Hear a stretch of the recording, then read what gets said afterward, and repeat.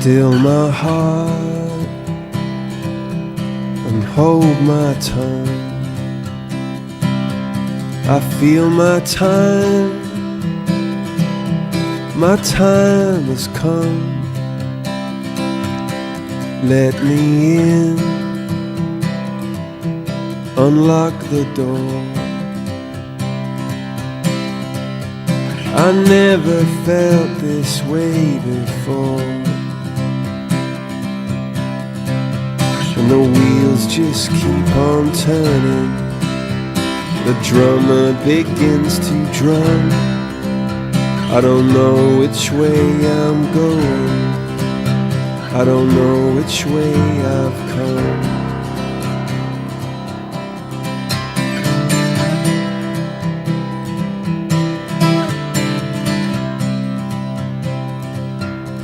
Hold my head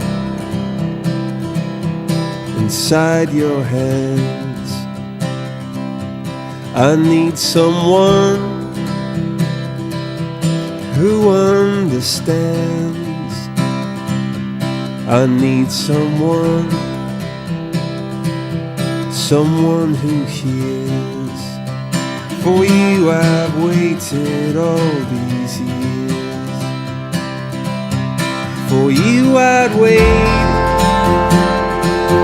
till kingdom come, until my day is done, and say you'll come and set me free. Just say you'll wait for me.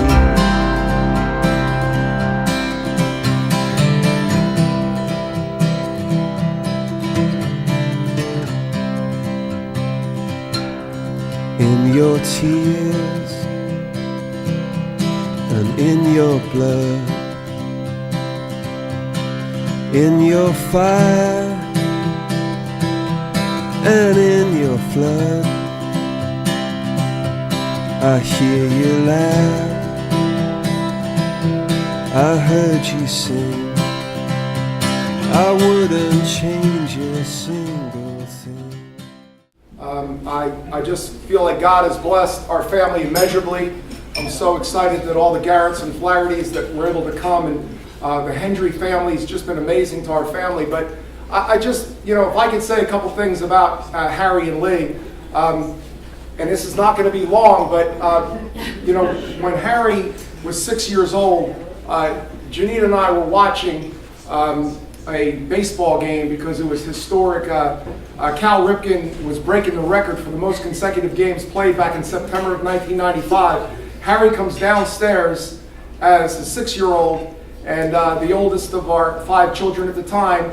And he comes downstairs and he was late, and we were like, well, why are you out of bed, Harry? And it was later, he was supposed to be asleep, and he just said, well, Mom and Dad, I just want you to know that upstairs a little while ago, I just asked Jesus into my heart. As a 6-year-old, he made that announcement to us, and it was really pretty powerful in his life because he's always remembered that. That was a signature moment in his life. And you can imagine the oldest of 5 children would have such an impact on the other 4 children since that time. And I think all, Zach, Jake, Abigail, and Jesse would all say that is a blessing to have an older brother who cares so much about his other children. And I'm going to fast forward and to Harry going into his junior year in high school.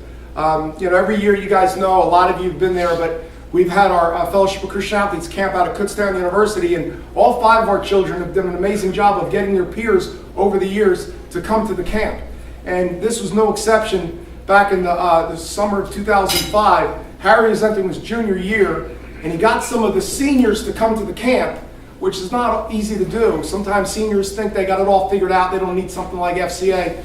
And it was a sweltering hot week, and there was no air conditioning. And one of the guys who had never been there before is a guy named Andrew Mason, who is an offensive lineman, defensive lineman. And a year older than Harry, and good guy, now serving in the military. And he he didn't know that everybody was supposed to bring a fan. And Harry gave him his fan. It's 100 degrees out. But Andrew didn't know that Harry didn't have another fan. It wasn't until later in the week, at the end of the week, that he found out that Harry gave up his fan as a 16-year-old kid to a high school senior that he just wanted to be a light to, just for him to have a great experience at the camp. And it was just really telling. And Harry doesn't like the times that I ever say things about him. Actually, another thing I'll share is his senior year, I was doing a lot of self-examination, and I just kind of said to him one time, I said, Harry, you're a senior, you're going off to Princeton. I really want you to be honest with me and tell me, in any way that I failed you. I want to know. I want to know if there's something that I could have done better with you. And he, in a real respectful way, he just said to me, he goes, Dad, and I said, what? Tell me. He's like, well, I said, tell me. He goes, you really brag about me too much. And he didn't mean that to be a wise guy. And that's one of the many lists of things that I got a whole list of stuff that I've done wrong, and I got a lot of mistakes. But it's been that kind of a person, and he's really, he's 28 years old now, and this is the last bachelor day of his life, and it's interesting because he's really never yelled at me. He's never said anything disrespectful to me. He has been a light to others. I'm thankful for people like Dan Terciano. Raise your hand, Dan. Dennis Chachko, raise your hand. Guys that are 2 years older than Harry that have mentored him in his walk with the Lord. And I'm just thankful for that. And, when we had the chance to meet Leigh, Janine and I'm going to have Janine share, but Janine and I, we just knew there was something about Leigh because she just stole Harry's heart. She stole his heart away. And then when we meet Don and Janice Hendry in Princeton, we meet Don and Janice. When we meet them in Princeton, they said that they were praying. They were praying for a man like Harry, and they said that that God not only answered, but He did so much more. And what a sweet thing that Don and Janice said about our son. But we know that Leigh, over the last year and a half that we've gotten to know Leigh, just an amazing person that puts other people first all the time. And we're so grateful, Leigh, that you did steal his heart, because we're just grateful that you're in our family, and our whole family loves you. So we just wanted to kick it off, and I just want to say, the attitude of gratitude for what God has done in our lives.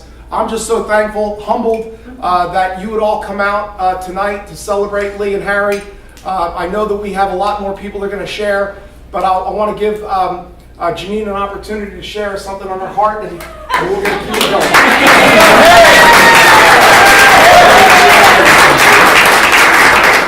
I think when you told the guy at 7-Eleven that you can squat 700, that's it.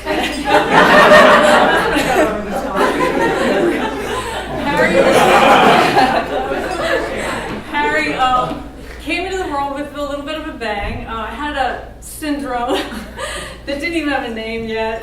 Blah, whatever. So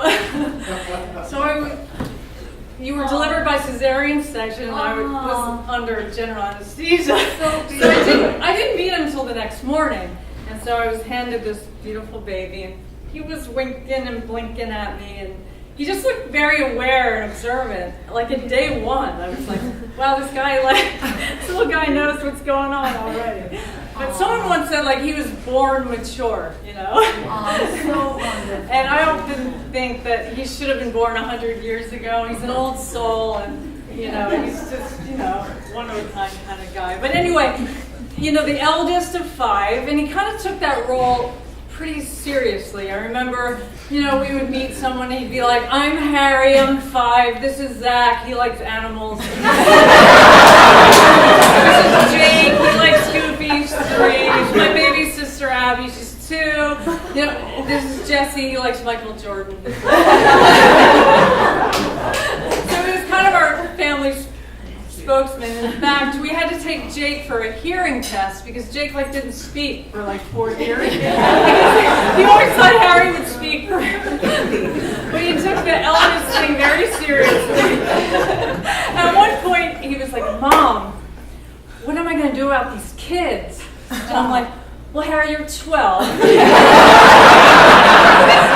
Dad and I will figure it out. Go play football." So football he did. He loved football. He would drag even Abby out in the backyard. And I've told this story before, And he'd have the 3 brothers and Abby out there playing football. And then she'd come in, "Mom," crying. "Oh, the boys, they're so mean to me." I'm like, "Oh, what happened?" And then Harry would walk in. "Well, clearly, I called a skinny post, and she curled it. So, I made her do push-ups, and she didn't like that."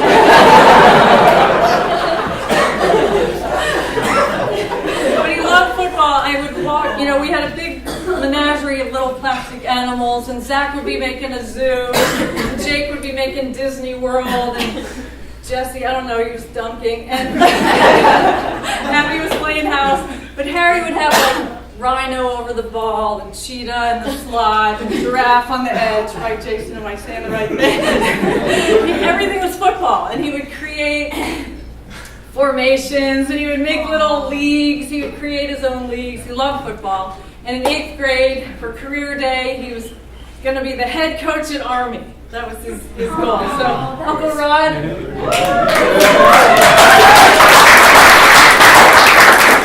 Excuse me. I always start my speeches with a shout out to our military. So, I just want to, my brother-in-law, David Rodriguez. He's a retired 4-star general. And of course, his lovely wife, Ginny, was 5-star. So thank you. For without them, we could not freely congregate. Sorry, William Bateman. I'm a first lieutenant.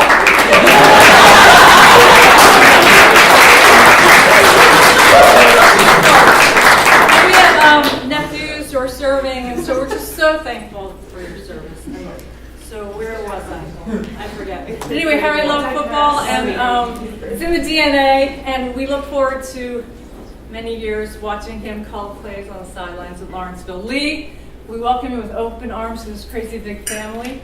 I am one of 8. My husband's one of 10. Harry has 51 first cousins. So, welcome, Lee.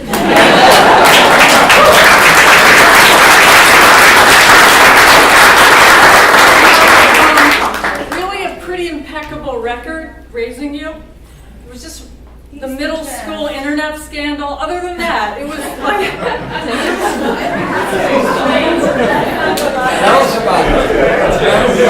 He gets to wrap up, so he's other than the middle school internet scandal, Harry has perfect record. It's a joy raising I've been there, Harry.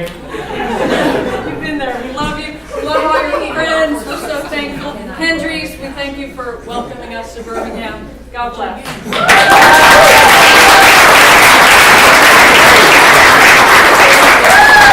Don and Janice are going to walk up right now, and I just so grateful for the Hendry family. They have, like Janine said, the Hendry family has just welcomed us with open arms, and they're pretty amazing. And I'm going to let them talk about Lee and Margaret Ann and Sean and Molly. I was hoping some of the crew from Shoal Creek would be here, but this is just one of our favorite places. So glad y'all could come to Birmingham, and some of the best people, one of the best places and the best people in Birmingham. So we want to show you our best tonight. And thank you for all of you who have come from so far, the Princeton friends, the family, for making the effort to get here. Omi, especially. You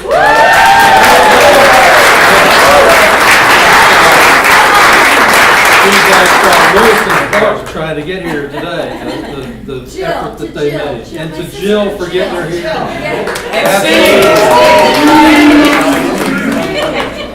Don't forget about Steve. So Janice and I are just so happy to have all of you here to celebrate with us about Harry and Leigh and the wedding and all y'all coming here. This is just quite an occasion. And to meet all the Flahertys and the Barretts.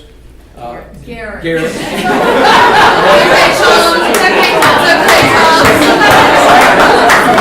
have a note here. I did that on purpose. So That was their neighbors in Cleveland Heights. You know the Garretts are our neighbors. the Garretts are all nice people. Garretts. So They're all good. well, thank y'all, and hope everyone will have a chance to say some things about Harry and Leigh tonight, and give them some encouragement as they step out into the thing called marriage. And we saw, I mean, what a life they've had already. But like the song said, the best is yet to come. We pray. As Harry said, Janice and I, years ago, we used to listen to James Dobson, Focus on the Family. And he said something that's always stuck with me. He said, pray for some family you have no idea who they are, but they're raising a boy that's going to be a young man that's going to marry your daughter one day if you've got a daughter. And we prayed for Sean's family before he married our daughter Margaret Ann. Prayed for the Tilfords, and before we knew the Tilfords, and we've been praying for the Flahertys before we ever knew them. We've been praying for that family that was raising a boy that would be the one to marry Leigh. And as he said, we had high hopes and expectations for Leigh and who she would marry. But it's unbelievable, just God's blessed us abundantly and totally exceeded our hopes, anything we could have asked or dreamed of in what he did through Harry and Janine and their family and raising Harry. I think we can all agree that God is good. Thank you.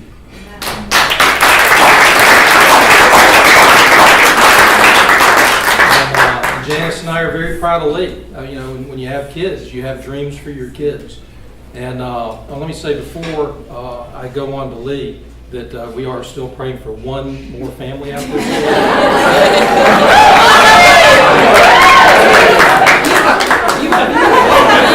We don't know who they are. They could have sent their son to Princeton. We don't know anything. Any guys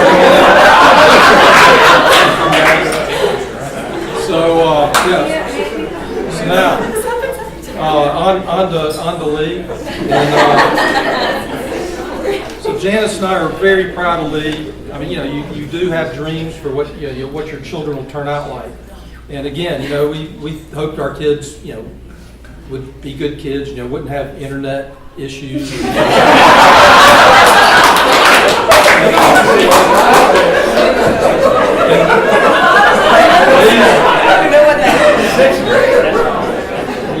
Lee's just never given us a minute's trouble.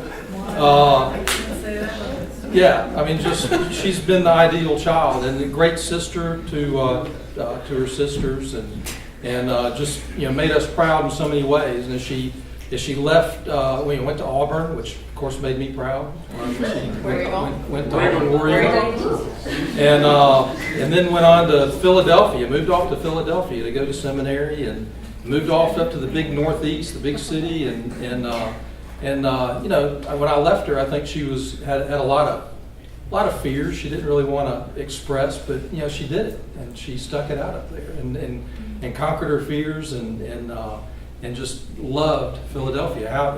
And who knew back then she would need to conquer those fears and love Philadelphia to move back to the metro area with Harry. That was something you didn't have to convince her, because she loves that area up there. So many things, and then moved to Dallas, and so many friends she met in Dallas, and working at Park City Presbyterian and ministering to the college kids in that church. And just so proud of Leigh and what God's done in your life. Couldn't be more proud of our oldest daughter.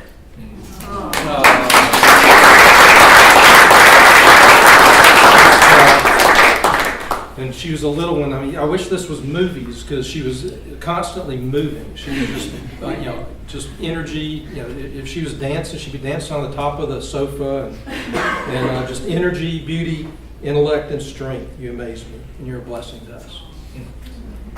And I was thinking, like Harry said, about there's a couple of things to think about. And I say football seems to be a theme here. A lot of people involved in football. And it's, what is it about football teams that some teams on paper are just awesome? Before the season, they're number one, and they got the best. They're unbeatable, but they lose. And then some teams don't look like much on paper, but they win championships. What is it? And I don't know. There's probably a lot of people here that can tell us a lot better than I can. What I'm thinking about, the same thing applies to marriages. Some marriages look great on paper, but they fail. But some marriages don't. And why do those marriages not fail? I had one of my mentors told me something years ago. As a guy in business, but we were at dinner one night, and he said he loved Janice, a guy named Jim Webb, and he wanted to make sure that I was going to be a good husband to Janice. And he said in Ephesians, it goes through all this stuff, but it says what is the it factor of marriage? He said, may a man love his wife as Christ loved the church. It said, let a wife respect her husband. And I don't know what that means, but I've thought about it a lot. And I think about it a lot with myself and with Janice. And I want to be somebody she can respect. And I want to love her the way Christ loved the church and gave himself up for her. And so when Harry started dating Leigh, and Leigh dated some other guys too, and which on paper looked like good guys. On paper they had these degrees, and they did these things. They were good looking. They didn't, but did they have it? Were they the guy I wanted Leigh to marry? And so Harry's, we hear Leigh met this guy in Dallas, and now they're emailing each other now. And then they moved up to FaceTime, and so we're kind of wondering about this guy, what kind of guy he was, and on paper, and I think, and I can't tell you how many people have told me just what a stellar person Harry is, and I appreciate that about him, but that still isn't enough for me to give my consent for my daughter to marry the guy, right? So so what is that? And I go back to what Jim told me about loving your wife. And I said, is this somebody that really loves Leigh? And I got to say, the it factor there is that, Harry, we appreciate your heart for Leigh. And I've never seen that. I've never seen another man have the heart for Leigh that you have. And you work to know her.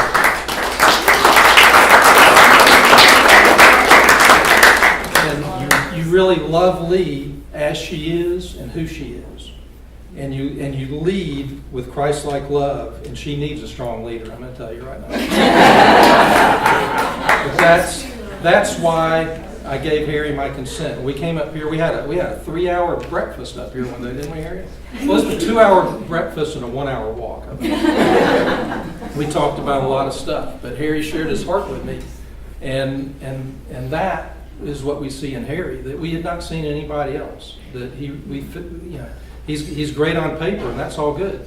All the things he's done, but is he going to love my daughter? And he convinced us that he does, and he will. And then Leigh, there have been other guys who look good on paper, but I've never seen Leigh respect anyone as she does Harry. And the way she talks about him is completely different. After y'all talk about something, we've seen Leigh's willingness to trust and follow Harry's lead. And there's no doubt that y'all love and care and respect each other. So we couldn't be happier for me to give her hand to you tomorrow. All right. A toast. Has anybody ever done a toast out of Ephesians? I'm going to do it. Look it up in Ephesians 3.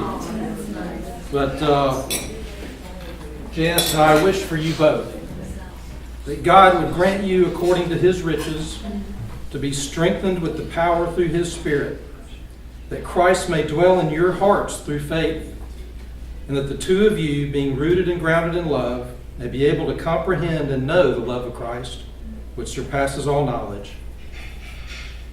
And may God exceedingly and abundantly beyond all you ask or imagine, do for His glory. Let me say one more thing. To see your daughter leave Alabama and move to New Jersey is tough, but we do have Delta, and it is great to know that she's got two families up there in the New Jersey area that she's going to be a part of. Thank you.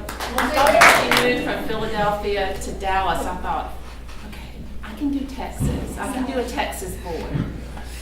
And then she meets a New Jersey board in Texas. We're going to do New Jersey after all. Harry knows that when we're done tonight, when you're all done speaking, everybody has an opportunity to speak. Harry knows that he's got the wrap up, so he gets the final word. So if anybody brings up some situations, he knows he gets to speak at the end. I'm asking Zach, Jake, Abigail, Josh, Jesse, come on up.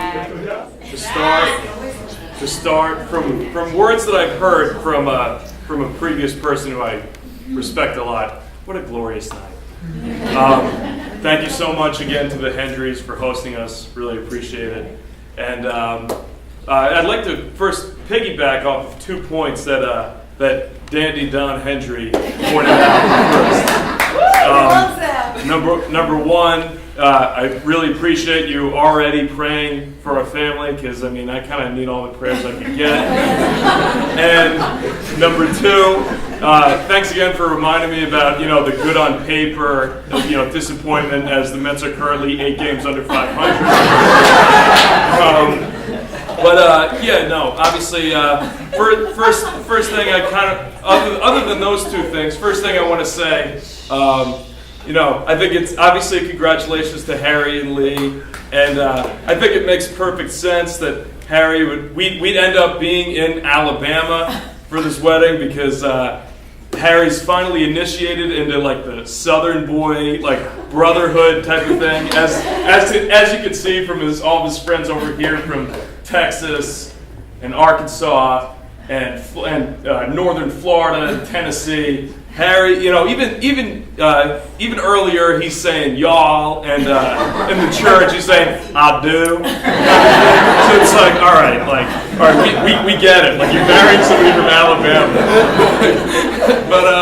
but also, which leads me to another point. I can't help but feel thankful for Harry's friend Chase over here. You guys probably know the legendary figure as is Chase Campbell. Because, Chase, some of you guys might not know, but he introduced Harry to Leigh. And so,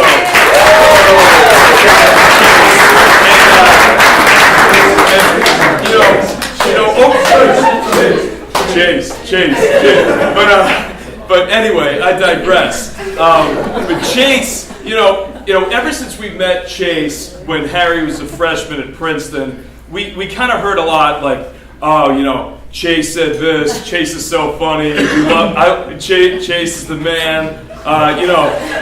You might not want to, Zach. You might not want to make so many Facebook posts because Chase is saying something, and it's just really awkward, and he has a real problem with it. But so when I knew that Harry got introduced to Leigh by Chase, I knew that she was the one, because Harry basically kind of gravitated towards kind of whatever Chase was feeling. Anyway, Harry, thank you so much for being such a great older brother. Thank you for being a great roommate, even though the hygiene wasn't always consistent. Leigh, the ball's in your court now. Anyway. Harry, thanks again for always being a great influence and getting me the Harry shave. Does my shave look pretty good today? That's all thanks to Harry. Just all the inside jokes and impersonating people and just making each other laugh. So again, thanks for having me. And I'm Jake. Chase, settle down. This isn't going towards you. Keep this towards Harry and Leigh. The running joke in the family is that I only do whatever Harry does. and he's the guy that. I don't want to have the answer. So there's the idea that I look up to Harry, but in the end, I'm the one that gets texts and conversations about hair products and style and everything. So I'll take that credit. So a lot of my relationship with Harry lately has been on the phone because I've been in Montana, I've been living in Miami, and now I'm back in Pennsylvania. Woo, we're so happy for you. And Harry's been well traveled.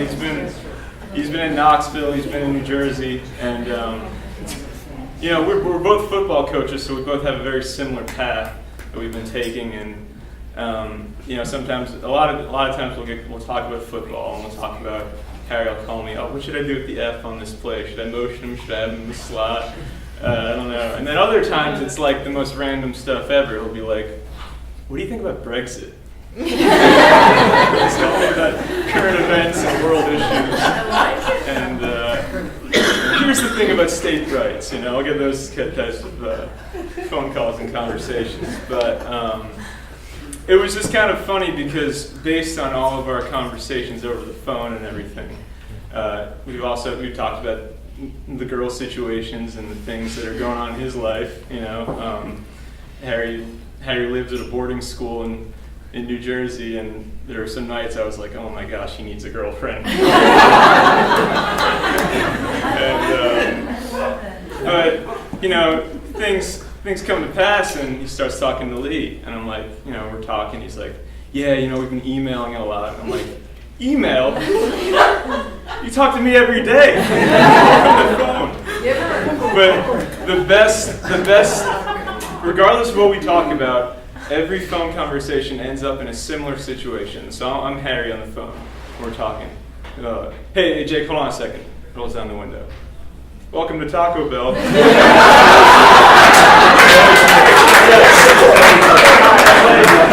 I'd like 3 cheesy gordita crunches, 2 soft tacos, 2 hard tacos, chips and nachos, and sweet tea. So, that's all I got. Piggybacking off of that, being the only girl in an all-boy family, I never had to feel bad about wasting food because Harry was always my garbage disposal. So anytime I didn't finish my plate, I would be like, do you want my hamburger? And he would always take it. So yeah, I agree with you on that one, Jake. But my mom kind of stole my thunder a little with the football story, but I'm going to take it in a different direction. But like my mom said, Harry took his role as the oldest sibling very seriously, and I always looked up to him so much, and it was always the running joke that Harry was my favorite and that I was obsessed with Harry and that I wanted to marry Harry when I was sorry, Leigh.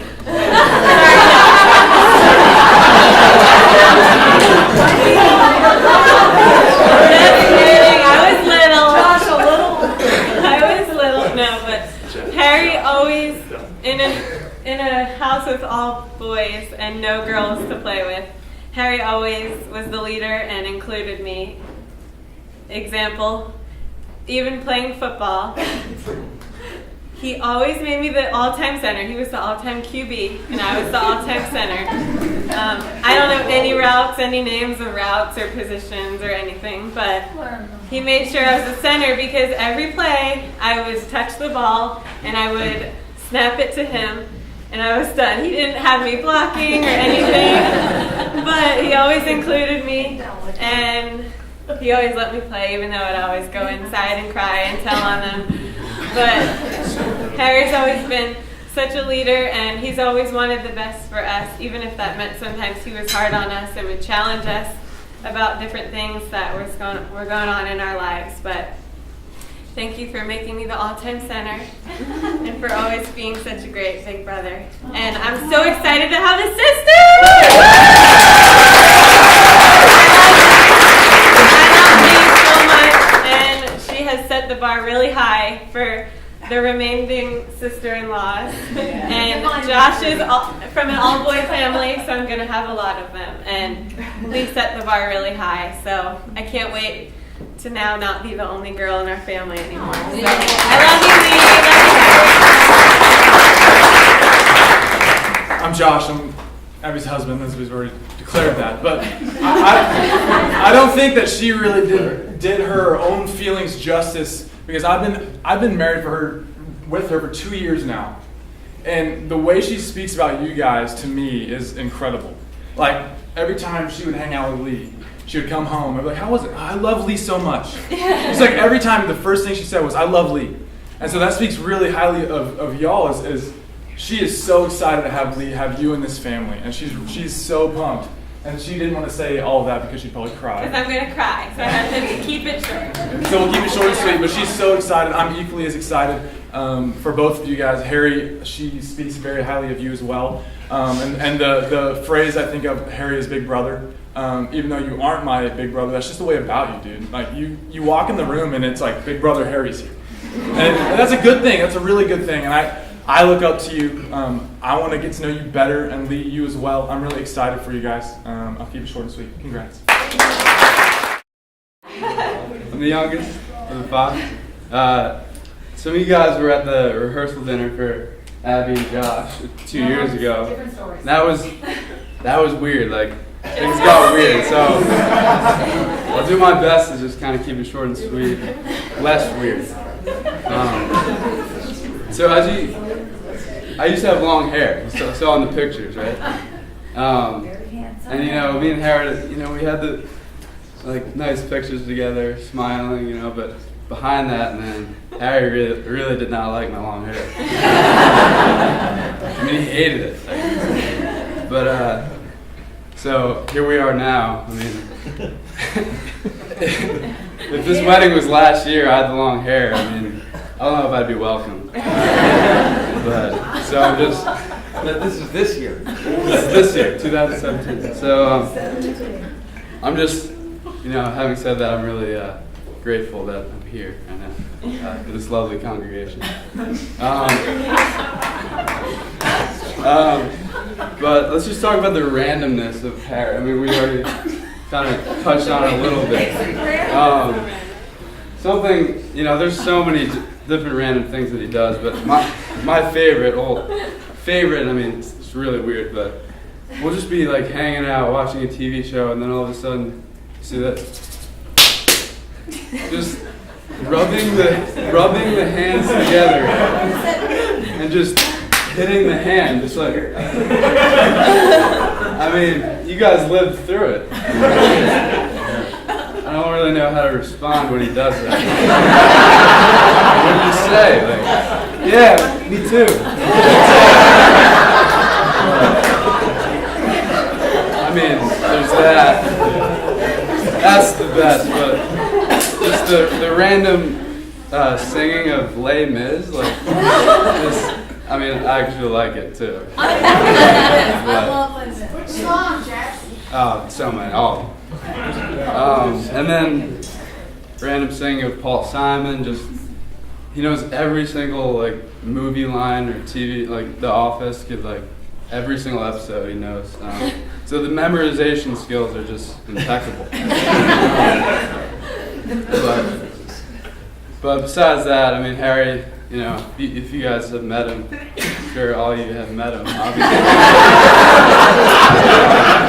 You guys know him, you guys spent some time with him, he's just a great guy, and, as the youngest of 5, I've just always looked up to him, whatever he's doing, I want to do. He's always kept on the straight and narrow path, and I really could just talk to him about anything. I mean, he's a professional phone caller. I mean, this guy can talk on the phone to anyone. That's one of the reasons why you guys probably made it. Alabama, New Jersey, he's amazing on the phone. It's weird. But but Harry's just the best. Love the guy, and Leigh, I'm very excited that you're joining our family. You're going to be a great sister-in-law, and I'm gonna be living, an hour away, so you should come to my game. Leigh, you should come to my game instead of Harry's. Just kidding, no. But yeah, I'm just love you guys so much. Thank you, bro. As it's been said, I am Margaret Ann, and this is my husband Sean, and we have just had so much fun watching Leigh and Harry's story unfold, because we were all on receiving ends of phone calls of, I met this guy, and if he's not the one I'm supposed to marry, I've been praying for days now that he will never enter my life again. And sure enough, the phone call came, and she saw it was a New Jersey number, and she ran out of wherever she was and answered it. And it's been, it does make me happy. Yes.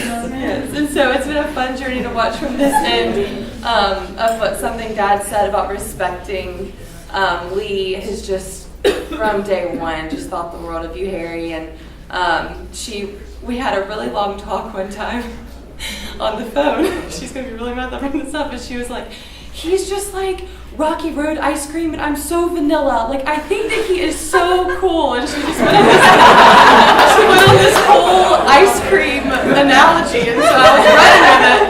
And I was like, no, like, this guy sounds really great, and so I got to get in her mind, and if ice cream's how she's doing it, then I'll jump on. And I was like, Leigh, you are cookies and cream. I was like, you can't start adding random M&Ms and Oreos to it, because then you'll lose the essence of Leigh. At the end of this really intellectual conversation, we got to the, if this is meant to happen, it'll happen. And something that I think Harry told my dad when they came out is he said, Leigh has hit everything on my list that I've wanted in a wife, but I really just love who she is and her essence. And I was like, she didn't lose her cookies and cream. But I've loved just watching you guys, and Harry, we just love you and think the world of you. And I think that we knew you were the one. Sean and I met you in New York last summer, and we were on our way to dinner, and Leigh, for those of you who don't know, she's like, I think I could do whatever. She'll think this time it was a Navy SEAL. Leigh had convinced herself that she would have been a really good Navy SEAL back in her swimming prime days, which you could have. I really don't doubt it. But she was like, yeah, I just really think I could have been so great, like the amount of swimming and all this stuff. And she was like, no, 30 seconds later, she goes, oh, where's my lip color? And Harry just looked at her and smiled and goes, but you would have been a great Navy SEAL, babe. And it was like, kind of from that moment, I was like, he gets her, he's so good for her. And so we've loved Harry. Harry, you also were, Molly and I joked that Leigh should have gone to law school. And so God really, that's why he sent you to UT Knoxville, was because, we'll just give an example. When I was, 6, 7 years old, I had my own closet, my own room, my own bathroom. Queen bed, hey, thank you. And it was great. I was, I had no idea that I was missing out on anything. Leigh, one Sunday, Mom and Dad were taking a Sunday nap, and Leigh came into my room and convinced me that I was really missing out not sharing a closet and a bathroom with Molly. And going to a twin bed. And I was like, you're so right. And that same day, Leigh switched my room, and we just switched everything. And that's why Molly and I grew up, and the Lord really used it. It was a great thing. But it was just hilarious. And so when we heard you went to law school, we were like, good, she needs that. So that was providential, Harry, and we're so excited to have you guys. And your story is one of my favorites. And we just couldn't be more excited for tomorrow, and just can't wait. So I'm Sean. I'm Margaret Ann's husband, Leigh's brother-in-law. I started coming around the Hendry household somewhere around 10 years ago, and it was pretty much me and Mr. Hendry were the only guys in the family. In a house of 3 girls, and Simon, the dog. I remember when I first started coming around, we went out and bought a whole bunch of guy movies, so then we could watch movies like A River Runs Through It, which is a great classic. So I've seen some of the guys that have come around, and I just always remember thinking, okay, this is the one, there's gonna be more guys at Christmas now, or there's gonna be more guys when we go do this.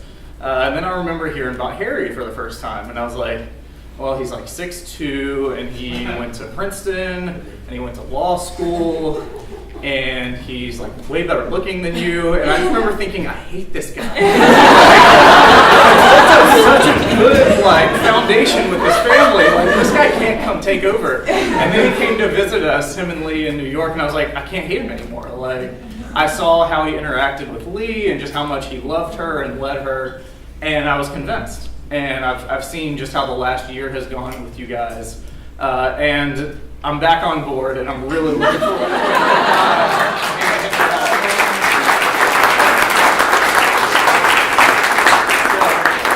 I just want to make a toast to Leigh and Harry and say I'm looking forward to you guys' marriage and all the future holidays and events that we can enjoy together.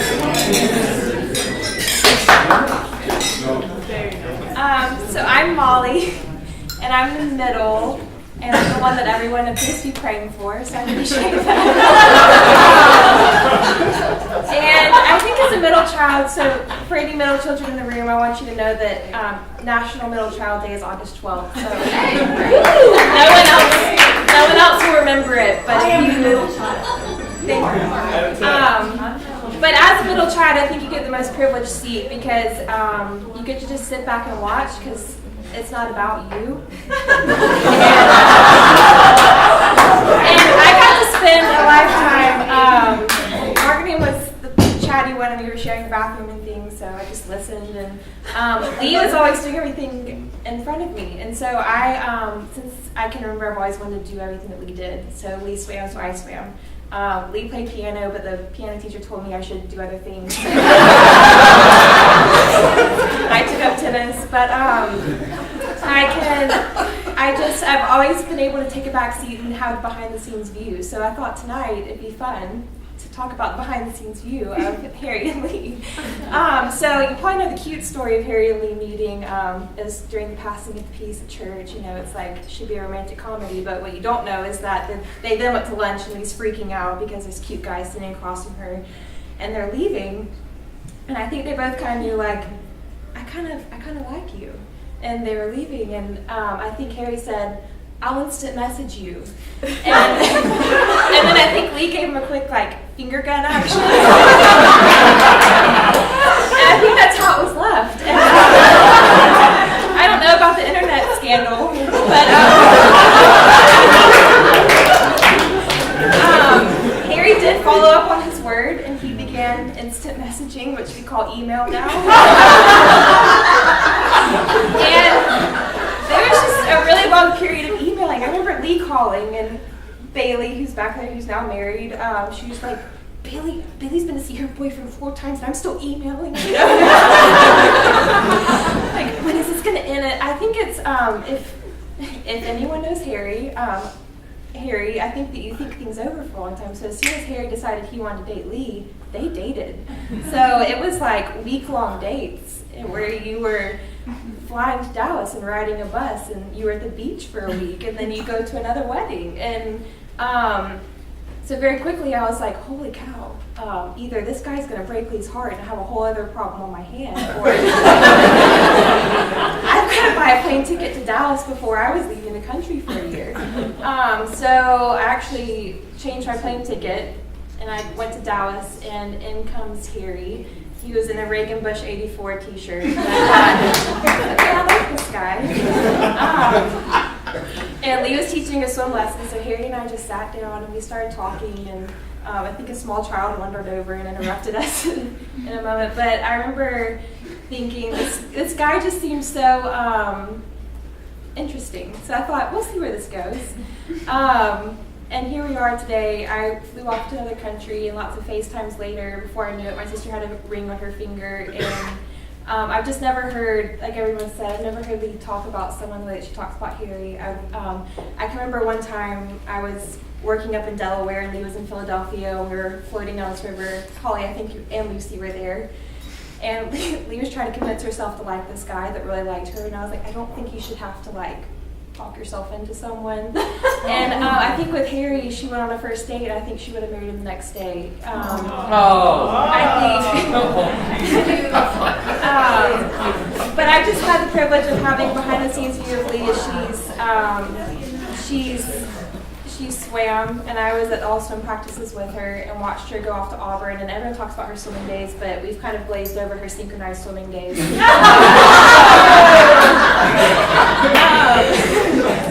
And then I watched her as the Lord, due to an injury, kind of took swimming away from her, and she threw herself into everything else. She was a young life leader, and she wasn't just a leader. I watched her consistently show up in kids' lives every single day, and there are kids that flew up and would see her in Philadelphia and still come and see her today and will be at the wedding. And not every leader had that kind of impact on kids' lives. And I watched her in AOPI not just be a member, but take on leadership positions and have ideas and kind of almost change the entire fabric of a chapter as a leader. And then I watched her, we worked at the same camp together, and I got to be her Osage, so I was again in the background. I was the counselor in training, but Leigh was the big counselor.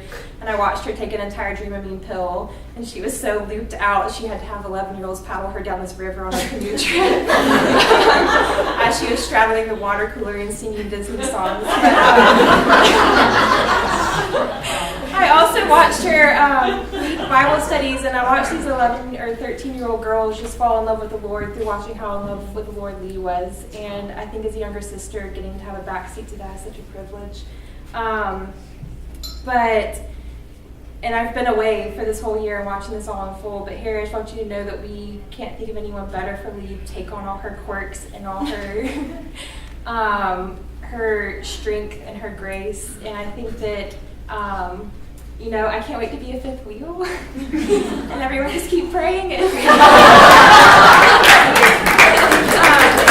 Leigh, thank you for being a big sister that I could always sit back and watch and have such a wonderful example. And thank you for always encouraging me to be the best version of me that I could be and to go out and do the best that I could do as me. I have, okay, so I'm not very good at this, but a couple things about Harry is, I'm Harry's Aunt Trish. A couple things about Harry is his physique and his character.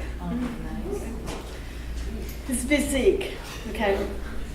I have a very early memory of when he was very, very young. My son is a year or so older than Harry, and we were at, for some reason, I don't remember why, okay? I don't remember why, but I had my son and Harry with me, and we were at some church fair, and Harry was, just a lot, he was big, okay? He was big. He was bigger than my son, and he was not really kind of understanding what was going on, okay? So I was aware of people around us kind of like not understanding why Harry wasn't kind of getting what was going on. So it was my early, this is silly, it's a silly thing, but it was like he was bigger than his brain at that point in time, okay? But we had a fun day, okay? And his physique was bigger than his brain. His physique was bigger than his brain. Fast forward many years, number of years. Character, and this was a big part of my life. My one son was going through a very difficult time. He had a difficult injury, and you remember this. And he broke 3 bones in his neck. He was home for a number of months. My nephew, Harry, showed up to help me out, put on a party for him. He was a senior in high school. He was supposed to be a senior in high school with his football class. He was looking forward to his senior year. He had a horrible injury. He couldn't compete that year. But we went ahead and did this party anyway for all of the for the seniors. And Harry shows up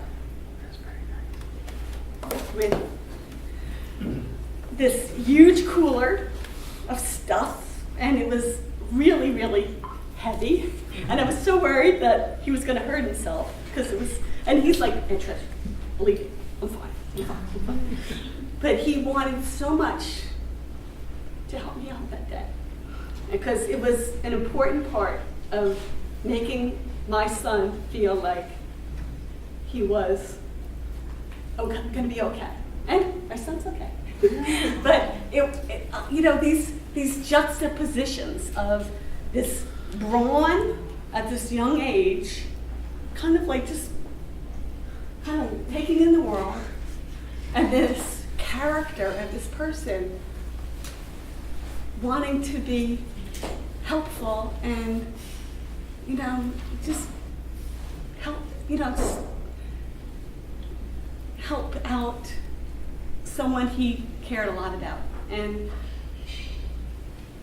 I have many, many memories of Harry, but those juxtapositions will always stay with me. This brawn, before he was able to really appreciate it, and this character that was just such a big part of him, and will always be a big part of him. And thank you. I'm Harry's uncle, and I don't know if you guys know this, if it wasn't for me, none of us would be here. My Aunt Sher married me, that set the dominoes in place for all those things that happened. So, we never would have been in Dallas and all that. Anyway, I knew this was going to happen about 13 months ago. Do you want to know how I knew it? I was sending my son Campbell to play for him at Lawrenceville. And it was sort of a big step, so I was a little nervous. So for the probably 3 or 4 months after we made the decision, I was texting him a lot. Now I know someone said he's great on the phone. I mean, I'd spend a week and then he'd finally get back to me with a text message. Yeah, and some blow me off answer. It was ridiculous. So it was probably a bad decision sending him to Lawrenceville. So anyway, it was like middle of May, and we're out to dinner, and Abby was there, and I just kind of casually said, how's it going with Harry and Leigh? And Abby was like, well, I think something's going on because he's meeting her down in Florida that first week of June. So I just pulled out my phone and I said, Harry, Campbell's coming to New Jersey June 2nd. He wants to work out with all the guys, blah, blah, blah. Of course you did. We need you there to run the workout.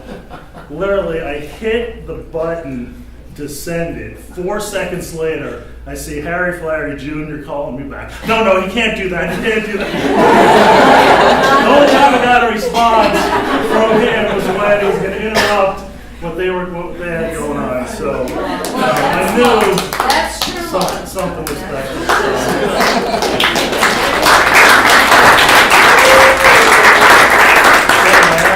Harry's the best. I was there 2 days after he was born. I don't know if he was as bright eyes as you made him out to be. You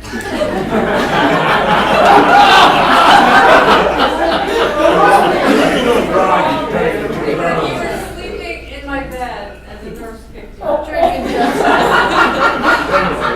Harry's the best, and Leigh, and she was the wedding planner at her wedding.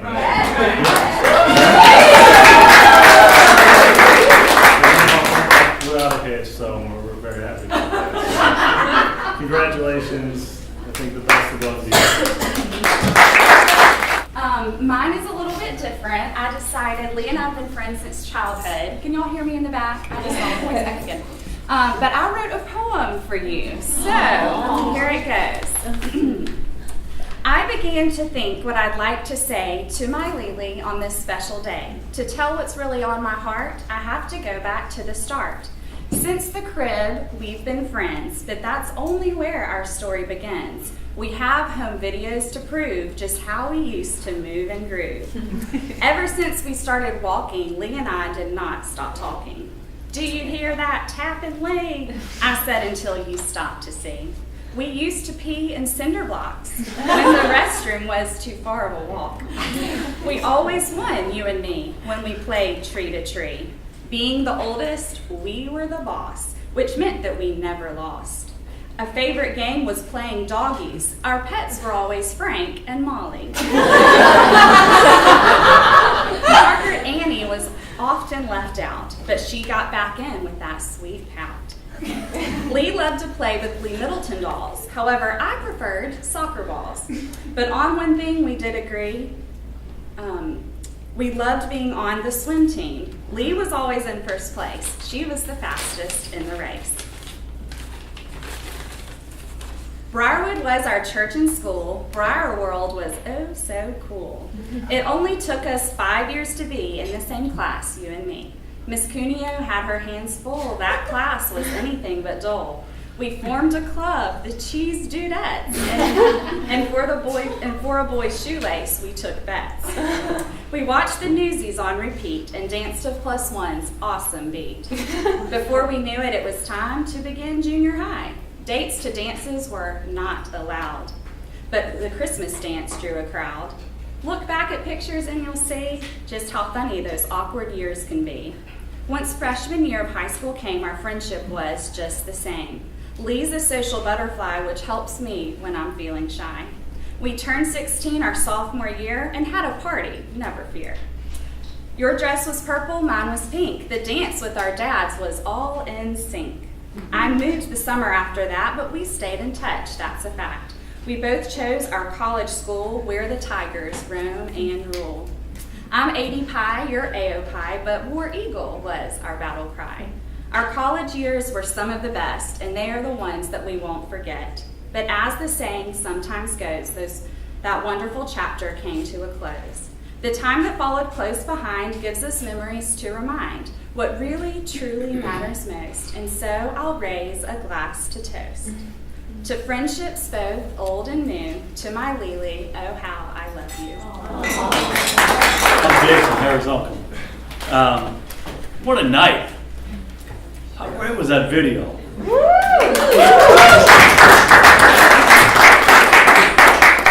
What was the takeaway from the video? I don't know how many pictures you had in it, but every one of them, just these huge smiles, friends and family, exotic places, but just a spirit that came out of these guys. And happening in different parts of the country, not knowing each other. And then those spirits coming together, I thought it was pretty amazing. One of the hidden lines of tonight was Janine. I thought you were fabulous when you said Harry came in with this nervous look as a 12-year-old and was concerned about the rest of the family.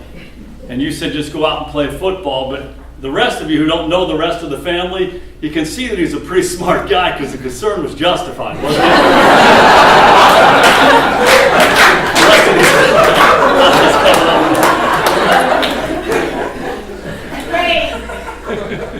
I've thought a lot about Harry through the years. The word that keeps coming back into my mind, he's just a genuine guy. Janine said old soul. Somebody said he was born mature. Ever since I've known him, he just was genuine. He was real right from the start. My dad gave me great advice when I was young. He gave it to everybody. He said, run your own race. It's a great bit of advice for life. Do what you want to do for your life, regardless of what everyone else is kind of doing. Do what you believe in. Do what you're convicted about. Do what's in your core of your being. And I always felt like Harry did that. Somehow Harry knew that. I don't know where he got the advice, but that's what he's been doing his whole life. And the great takeaway for me from this night is being reminded that Leigh's exactly the same way. The quirkiness that everybody's talking about with each of them, clearly it exists. And there's just a sense that each of these guys has chosen to live their life really genuinely, really true to themselves, true to their beliefs. And however it happens in life where you get connected with each other, somebody said, we bump into each other. What a great expression. How God somehow had these guys bump into each other. And I'll reference Judd. Judd claims credit for this relationship. I do know this about Harry, and this is a real impression. So poised, so composed, really good in any situation. there's one situation I didn't see him quite so poised and composed in. It was around Judd's wedding. It was a sense of like this nervousness. And I'm hearing about the wedding planner. You know, I'm hearing something's going on with Harry and the wedding planner. I'm like, where's the wedding planner? He just was nervous. He was anxious. He was trying to make sure everything was right. And as we all know, when we find that person in our life, I found it years ago with my wife, Brill, there's something about that. When you find that person, it kind of changes you. And it makes you different. And Judd said he knew 13 months ago. I probably knew 15 or 16 months ago. Harry was a little bit different, and different in a good way. And it's been great for us to get to know Leigh a little bit. It's great for us to get to know Leigh and the Hendry family and all the extended family and friends who were here. This was a really special weekend. For me, it started with this. This video was something else. But then the talks, the recollections, the stories about these guys and how they came together. It's really, really special.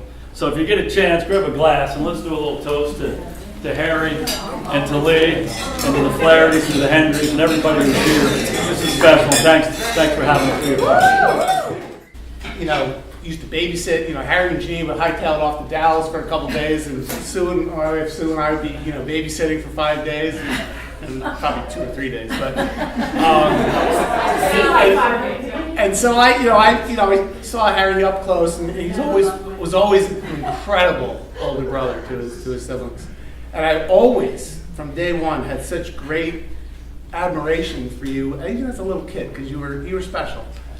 But having said all that, you know, we grew up in a little town called Red Bank, and in Red Bank, my brother Harry is a bit of a living legend in that town. Let's just clap to Harry. Well, but it's true, and so, and particularly at the high school that we attended, you know, Harry, my brother Harry was, you know, really well known. Everybody knows Harry. He was an incredible athlete and presence.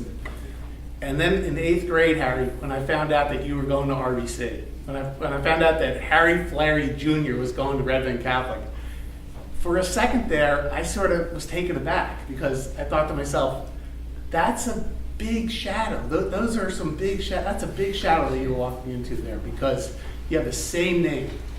You know, your dad is really, really well known there. And for a second, I was worried that, you know, that would be really tough for you. And then a couple years later, seeing how you just rose, and there was never a question. You just knocked it out of the park. And you just continued Princeton, law school, and now what you're doing now. And I think the icing on the cake is Leigh. So anyway, congratulations, buddy. My wife is Jane Garrett. You haven't heard her all night. And for the Garrett side of the family, I hope you're not in a panic, because the last time you saw me up here in this format, I was giving my first daughter away, and I was up there like 40 minutes. So I promise this will be less than that. I don't know how much, but it'll be less than that. You got 3. All right. Anyway, I don't really say much. I'm just like an in-law. I try to mind my own business. I said to Jesse, you know, Jesse, I really want you to get your hair cut. Yeah, He got his hair cut. Right? Wait, I said that too. But I think I said it first. Family rival. But anyway, the night of the wedding, I walked by little Harry and Leigh. What do you mean, children? What's that? Yeah, it's the night of the wedding. There's only one wedding. But anyway, and I noticed they were really close talking. Remember this night? Really close. And I walked up and I said, oh, geez, you know, introduce me in here, introduce me. And I could tell he was nervous, like Jason said. You know? So I went to the bathroom, I came back. I had a couple beers, so I had to go to the bathroom a couple times. So every time I went by, I would talk to them. And then finally, my advice to him was, right in front of Leigh, I think, if you don't marry her, somebody else will. Nothing else needs to be said. We've grown up together, known each other our whole lives, but I feel like once I got to Auburn is when we got super close. And I was thinking about tonight and something I wanted to say something that I felt like really was encompassing of who Leigh is. And I thought back to, I transferred to Auburn halfway through my sophomore year and didn't want to be there, so it was kind of this mindset of I'm not going to like Auburn. And I don't even know if you remember this, but she texted me and was like, hey, I know you just got to Auburn, me and some friends are going to go to this crawfish bowl thing, you should come. And I'm pretty sure I said no, because in my head I was like, I don't want to like Auburn, I don't want to like it. And later that day or the next day, I can't remember, she texted me, I'm going to come get you and pick you up and I'm going to take you. And I feel like that is so true to who Leigh is that she pursues friendships and the people that she loves so well and so intentionally. And from then on, she was always inviting me, helping me get to know people, and making me feel welcomed and wanted and loved. And I think for all of the people in here that have known Leigh for our whole lives, that's something that is so true of who she is that she brings people in and she loves them well. And when I was thinking about with Harry, with what you do for a living, what a blessing that is to be marrying someone that wants to bring people into your home and wants to love people well and intentionally, and just the amount of lives that y'all will be able to touch, just from your players and people you'll get to know. And I think it's shown in here too that there's friends from Philly, friends from Dallas, lifelong childhood friends, that Leigh, wherever she goes, she gets there and she takes root and plants and loves people well. And so I'm just so excited for y'all and to see what y'all can do together, because from what I've seen of Leigh's life for so long, I just am so excited to see y'all together start going forward and building relationships and loving on people. And there's two observations I've made over the years. The first, as they were young, I was very jealous. I had 4 children. These guys trumped with 5, but they trumped in another way. And my hat's off to Harry and Janine. For so many years, I watched their children. They love each other so much in a way that I was just jealous of, because those kids, they just were brought up to love each other, and that was just beautiful. My kids, love each other now, let me say, but we moved many times, and during that time, we were military, so they were really close when we moved, and then they'd make their friends, and then they, but these guys, these 5 kids, they were brought up to love each other like something I've never seen in my entire life. And so my hat's off to Harry and Janine to see, I would say that's the epitome of being a family. And I love that from day one.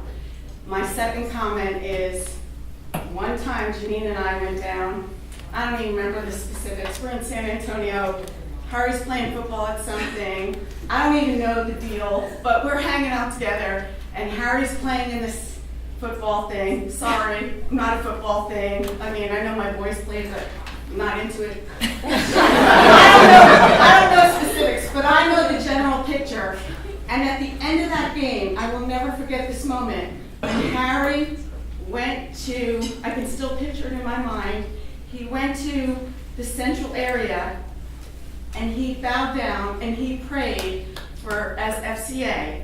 And these people came behind young Harry, who followed his parents on such a journey, and that is leadership in my mind. I don't believe what Zach said. I've got 4 brothers, and they tell me I thrive in low expectation environments, and I've got a face for radio, so keep them low, keep the expectations low. I am one of the Princeton people. We do commingle with others. We just kind of got put in, what do we call that, the kids' table, or whatever. We play nice and we can talk to non-Princeton people, so come talk to us. I've had the pleasure of knowing both Harry and Leigh, so I lived with Harry. This was after middle school. I don't know what was going on there, but so I met him in college.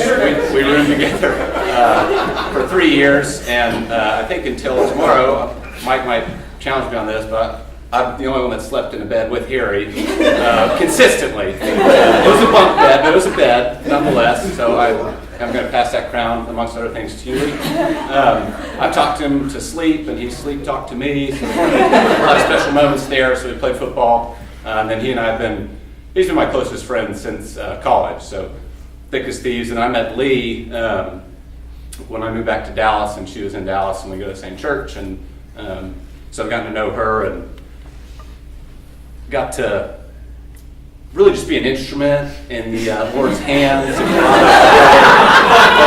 If he can use Moses, if he can use Paul, I don't know, he can use anybody and he can use me. So, and that's what happened. But guys, this is not about me, it is about Harry, it's about Leigh, it's about their relationship. But to get to that place, we need to start with me. So that's what we're going to do. I'm going to give you just like 2 vignettes about their little story that you haven't quite heard yet from my perspective, and then tell you why Harry's so wonderful. I'll probably cry a little bit at the end, because that's how things work with me when I speak in front of people about people that I love. So those 2 quick kind of vignettes. So Harry was visiting. He was visiting because of the wedding, and then Abby and Josh, and then he was staying with me. And I had told him pre-visit to Dallas about, hey, there's a girl I think you should take out here. And I told him, just why not? At this point, when you're starting to get in your upper 20s, like you miss 100% of the shots you don't take. So I'm still missing a lot of shots. And I do believe in prayer, Mr. Hendry. I think fasting might be required for whatever family sacrifices or something. But anyway, so I told him about this girl you should take out, and I'd actually told Leigh as well. I said, hey, this guy's the best thing since sliced bread. Like, if I were a girl, I'd marry him, okay? And so he's coming, and we have a party at this house that I was living at, and Leigh was on a mission trip, or going to be on a mission trip, because that's what she does, and it's wonderful. And she was thinking, maybe I might not be back in time. She was like, when are the dates? And I told her, and she used the language, this is a direct quote, she goes, you little bitch, you better be back by then. And I was like, interesting. So I don't know if that's kind of a debutante deal down here, if that's how y'all talk Alabama. With less language like that in Texas, but it is what it is. So she was very fired up to see Harry. So we go to church, and sometimes, just the Spirit leads, and whether or not she was already sitting there or she sat there after us, irrelevant. We sit down in the pew, and the greeting of peace happens, and then the handshake of the century happens. If you have ever shaken Harry's hand, that thing is a meat paddle. Okay, just like his dad. And Leigh, beautiful, wonderful, dainty, but she does not have small hands. She was a swimmer, okay? And those 2 hands came together. Shekinah glory's coming down. So, yeah, it was a momentous handshake. Really kind of beautiful unity of hands there. So that happened, then that lunch that we heard about happened, and we're going to fast forward. We're going to fast forward past some minor details, like whether or not there may have been another girl in the picture, or whether I met Leigh's kind of ex-boyfriend. No. Irrelevant stuff, guys. Irrelevant. Okay. The whole emailing thing, what that was all about, we're not sure. But we fast forward past that, and we get to this point where we're past Florida and past Mike's wedding, where Harry asked her to be his girlfriend, and he was kind of sick, and she was battling allergies, and they had like the grossest first kiss. Really weird.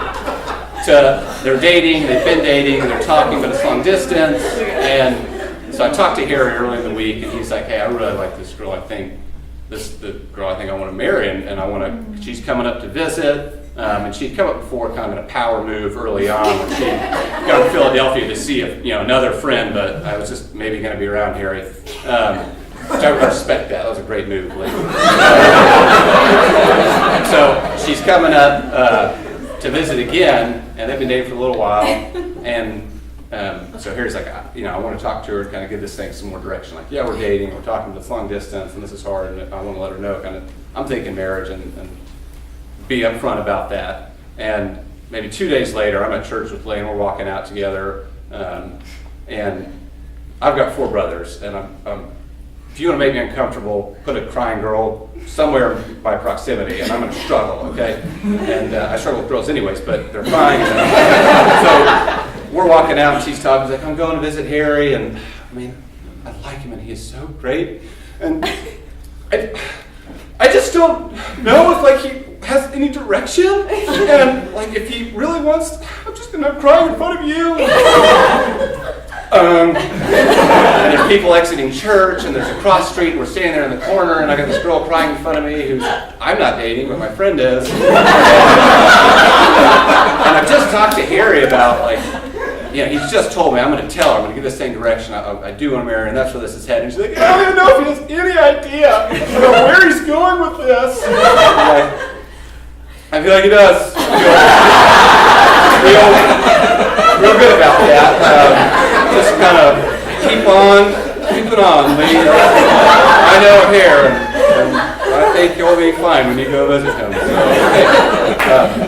So thankfully that conversation did happen. I think she actually may have cried again, but whatever. These things happen.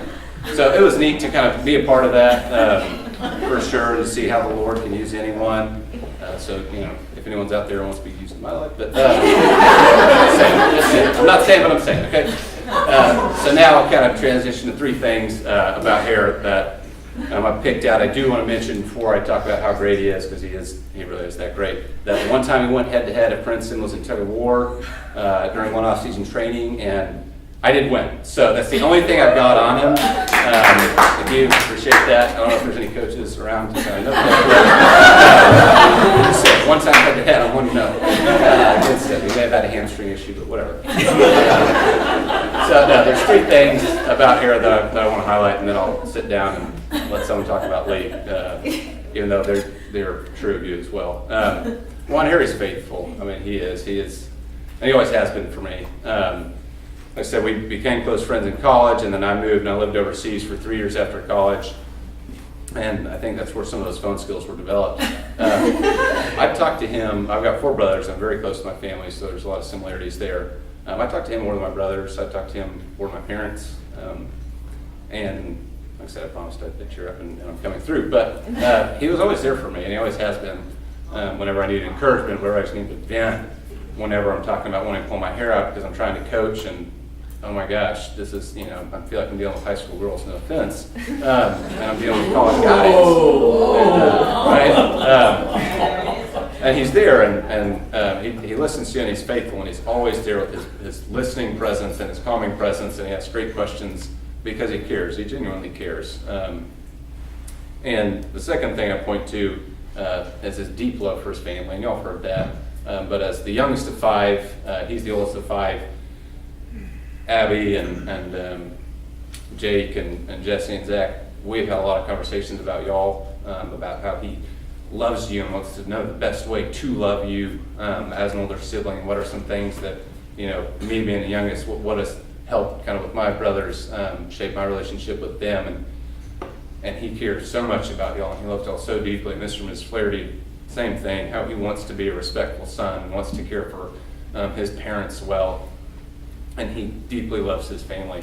And the last thing is he's a man of God, and there's no 2 ways around that. And that guy, ever since 6 years old, apparently, that's walked with Jesus. He's walked with Christ, and that shaped everything he's done. And so to be able to have that as your best friend, your close friend, the guy that's walking with Jesus, and to walk with him has been such an encouragement in my life here. And so I'll just say that the Bible speaks about a friend that sticks closer than a brother. And man, that's been you for me, really and truly. And I've got great brothers, very close brothers, but you've stuck so close to me for so long. And so thank you for that. I do really appreciate that. And one neat thing is when you get to watch somebody who you love deeply and walked with for a long time meet somebody that they love, and then Leigh, to be there and to hear you talk about him and to know how deeply you love him and care about him and get him so much better and faster than I ever did, and just understood the quirks and all those things, and you relish that. That's such an encouragement, and I know, like I said, I'm going to land this and let other folks who have a longer history, but Leigh, I know you love your family deeply and your sisters deeply. I know that you're a faithful friend, and I know that you're a woman of God. And so I'm excited to celebrate tomorrow. I'm excited to worship tomorrow for what Christ has done and bringing 2 people together, and for what's going to happen out of that and what y'all are going to do. And so if you've got a glass, raise it. May the Lord bless you and keep you. May His face shine upon you. May He lift up His countenance to you and give you peace. So For the first time, we are both going to move to Philadelphia a couple of months later and to enroll in the counseling program at Westminster. And I knew that she could potentially be my only friend within a very large radius. And so I really needed to make a good impression. And we had lunch together, and it seemed to be going well. So naturally I said, would you live with me? And move in. And anyway, so we planned to live together, and we met in Philadelphia. I think we gave each other like a handshake, like meeting for the first time again, seeing each other for the first time. And we became such close friends, and we quickly became just such a close confidant for me in Philadelphia, and all the fun and funny times that we had. We developed our own sense of humor.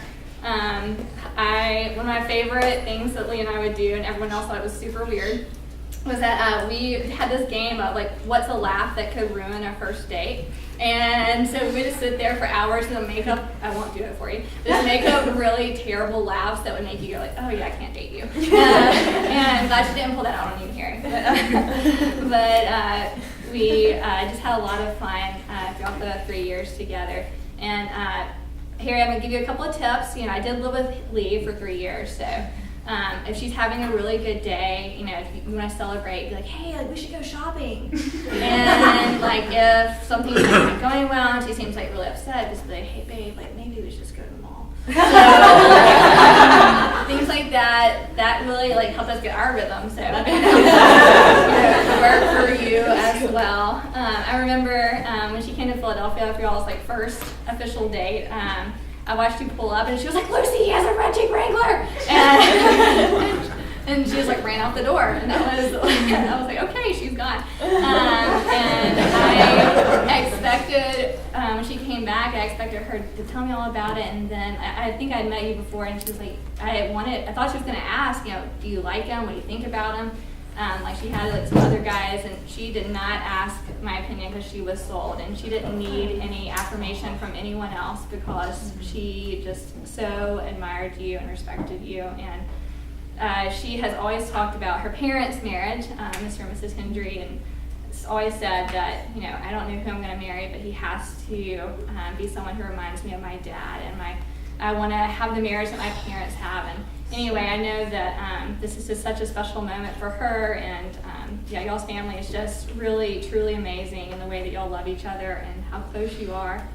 But one last piece of advice for you, Harry, for living with Leigh, just be sure to tell her every detail of your day, because Leigh is the biggest cheerleader, no matter how small the detail. Like, I'm recovering from a sunburn. She's like, that's awesome, that's so great. No matter what it is, Leigh is, she's always strived to be her loved one's biggest cheerleaders. And Leigh, we're just so thankful that we can cheer you down the aisle this time, and we're really glad to celebrate you today. And we just love you so much. I just love you so much. I'm speaking for everyone else. We love you so much. And, Hi, Lucy. Met Leigh in Philadelphia, and when we moved there about 4 years ago, I knew very quickly that I was making a lifelong friend with my friend Leigh. And one story that stands out to me as a picture of who Leigh is we had only hung out a few times in Philadelphia, and I had a birthday, and Leigh showed up without telling me she was coming over, like at 10 o'clock in the morning with a cupcake just to say happy birthday. And I don't even know how you knew it was my birthday. I guess because of like Facebook, but it was like really early in the morning to have planned to like go get a cupcake and bring it to my home. And it made me feel so loved and so known and so welcomed for you to show up in my life that way. And it made me feel at home in like a totally new place in a new city. And I've only been married for 5 short years, but a simple lesson that I've learned is a lot of days marriage is just showing up for each other in really simple ways. It's like being kind, showing up with kindness when you feel like showing up with grumpiness, or it's showing up to throw a birthday party when you just feel like your life's too crazy and too chaotic and you don't have time, or it's showing up to get the baby in the middle of the night even when it's not your turn. It's all these small ways that you show up, and Leigh, like that's such a picture of you to me. And you even show up in like, you know, in so many of like the less than glamorous ways And I think about a time when you willingly helped me scrub the baseboards of my house for fun. And you could have done anything else in the world besides that. But what you chose to do with your like Sunday afternoon was to like spend your time doing a laborious chore with your friend, because that's what you wanted to do. Like you wanted to show up and do something with somebody. And yeah, that's a beautiful thing. And that's just, those are two stories of like a million ways that you've showed up in my life. And so Harry, I'm so excited for all the ways that Leigh is going to show up for you over the course of your life in small ways and big ways. And they'll be totally feel meaningless, and then there'll be ways that feel huge and beautiful, and they're all just as important and amazing and beautiful. So I'm so excited for you guys, and cheers to all the days of showing up for each other that are ahead. So as many of y'all have probably assumed by both my build and my table placement, I'm here because Harry and I played football together. That should have gotten more laughs. Actually, I'm here because Leigh and I grew up together and went to high school together. And our friendship really took off my freshman year, Leigh's sophomore year, when we went on a mission trip to Guatemala together. And you know how mission trips go. It's kind of like a mountaintop experience, and you come back and your best friend on the mission trip you no longer talk to. So I was kind of expecting that with Leigh. We were best friends all week. We come back to school, she's a grade above me. But we came back to school and we were still friends. And I felt like the coolest girl ever because I had an upperclassman friend. And as the years went on and as I thought about how to adequately describe my view of Leigh tonight, I thought about how in high school Leigh accepted me into her lunch table. And if any of y'all have seen Mean Girls or High School Musical, you know that the lunch table is a very crucial part of your high school experience. And Leigh already had 2 younger sisters. There was no reason that she should have invited me to sit with her, and it made no sense. But for some reason, she let Braceface Ann Walker sit with her at the lunch table, and no one could touch me. It was amazing. And as I kind of look around this room and hear the stories tonight, I think that a lot of us here have been brought into Leigh's lunch table, and you've been accepted, and she's brought you in, and it might not have made sense, but because of Jesus and because of who she is, you were brought in. And Leigh, Harry, we didn't play football together, and I actually met you tonight. But I'm excited for y'all's lunch table together, because from what I've heard tonight, I think that you both have the same vision for your future and the same goals, and I think that y'all are going to bring a lot of people to the lunch table who might have braces, who might not be cool, who might be younger, the underclassmen, but the Lord's going to use y'all together to have a great table together. I want to say a couple of things. I'll try to be quick because there's more important people. I've got a few things on my phone. First off, Harry, I thought it was appropriate that I begin my speech with a story that you should know. It was probably about 5 or 6 years ago, maybe 7 years ago. I was walking around in my hometown and I saw this girl, and she was tall, she had blonde hair, and I mean, she was a babe. She's a total babe, and I was nervous when I was around her, and I was really starting to fall in love with her. And I thought, like, what do I have to do to get this girl to go out with me? So I finally asked her out. We went on our first date in Birmingham, Alabama, right here. And as you may know, I have a thing for tall blondes, and that's the story about how I met my wife Holly right here, who's also a tall blonde. But Holly is the most exceptional, competent, gifted, charismatic. Go to Princeton, go wherever you want to go. She's the most gifted human being I've ever met. Leigh is probably the second most gifted human being I've ever met. And and that I'm being serious. I told Leigh several times before she ever left Westminster that no matter where you go, like, play hardball, because you're really, really talented, and you deserve respect. You deserve just as much pay as whoever else, whatever the scenario may be. You're a very gifted girl. So you've got a great girl in that regard. My very last point, I want to read something for you guys. I hear a lot of talk tonight about leadership and how gifted you both are. You're both exceptional human beings. I love you both. Harry, it's been awesome getting to know you. But I kind of want to be the bearer of bad news and inform you guys that all your accolades, your Princeton education, your Auburn education, being a swimmer, being a football player, being a football coach, whatever it is that you want to do, it's not good enough. Your integrity, your leadership, as much as we may respect it, as much as we may love it, it's not good enough. It's not what's going to sustain you through your marriage. It will be helpful, it will be honorable, we will grow and learn from it as we go, but it's not going to be what sustains you. So, in light of that bad news, I want to give you some good news that was actually read to Holly and I when we got married. And I'll try to read it quickly. When the dress is put away and the friends and family are gone and you are realizing that this whole better or for worse thing was not just hyperbole, what then? Commitment is not enough because you have reached the end of your rope and the hurt is so deep that your commitment to self-preservation will be strongest. And looking back on this day will evoke warm feelings. It will also evoke the disappointment of failed expectations. There will only be two choices. You will quit legally or just functionally, or you will taste something bigger, something sweeter. And that's the gospel. It's the truth that your life and the life of your husband and wife is hidden with Christ and God, secured for glory. So Harry, hear this for you. All your failure, all your fear, all your inability to do what you're called to do in loving and leading your wife and your family, it is dead. It lingers, but it is dead. Your life is hidden in the perfection of Christ. And that means that as Leigh fails you and disappoints you and wounds you, as marriage makes you feel like a failure, you don't have to fight for yourself or shut yourself down or double down in coaching to make yourself feel worthy or whatever it is that you ultimately decide to do. Where you've been given, bear with your wife, that in seeing you, she might be increasingly changed by the wonder of how Christ has loved her.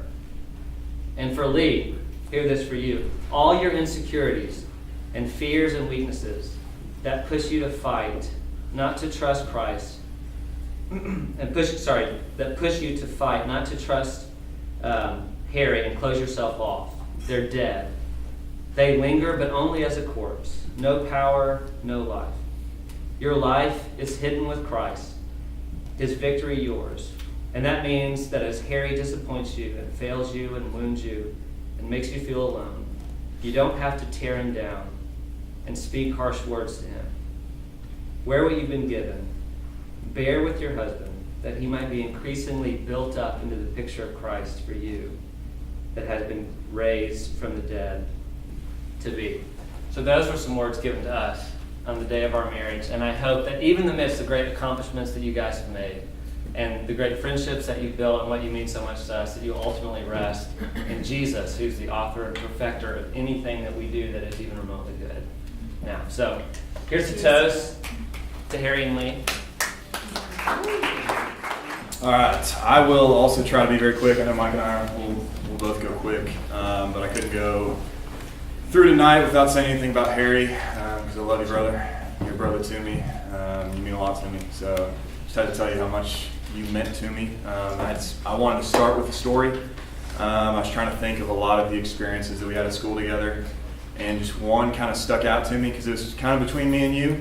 Every morning through winter conditioning in February in New Jersey, freezing cold, we would wake up together and walk down to the stadium at 5 a.m. Harry's really what got me through that, and I was miserable my freshman year. It was pretty awful, and I was thankful to have him there. But somebody along the lines of mid-February started playing with the fire alarm, the fire extinguisher. Something was going on.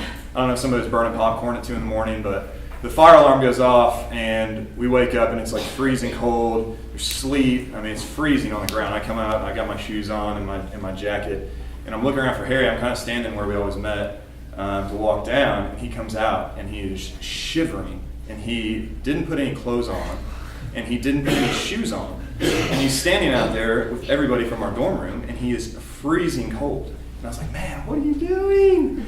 And I think I even gave you my jacket. I let you stand on it. I felt so bad.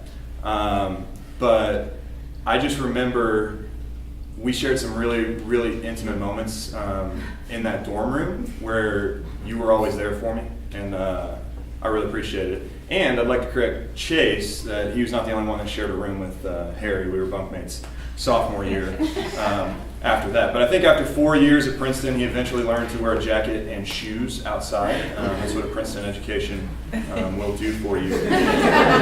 But I did want to call out real quick just all these guys in the Princeton group that everyone keeps talking about here. One thing that's really special about them is they were a huge answer to prayer in my life. And before I went to school, I was praying about going to Princeton or staying somewhere in the South. I was afraid to leave the Bible Belt and things that were very familiar to me. And I was answered with a huge answer prayer in 7 guys that were still very dear friends with, that were an accountability group and a Bible study to me. And we all happened to be in the same class at Princeton University on the football team. So we were all freshmen. And so out of a class of 30 guys, to have 7 of us come together like that was an answered prayer. There's no ifs, ands, and buts about it. And we really had 10 to 12 guys that were believers on that class, which is an incredible percentage.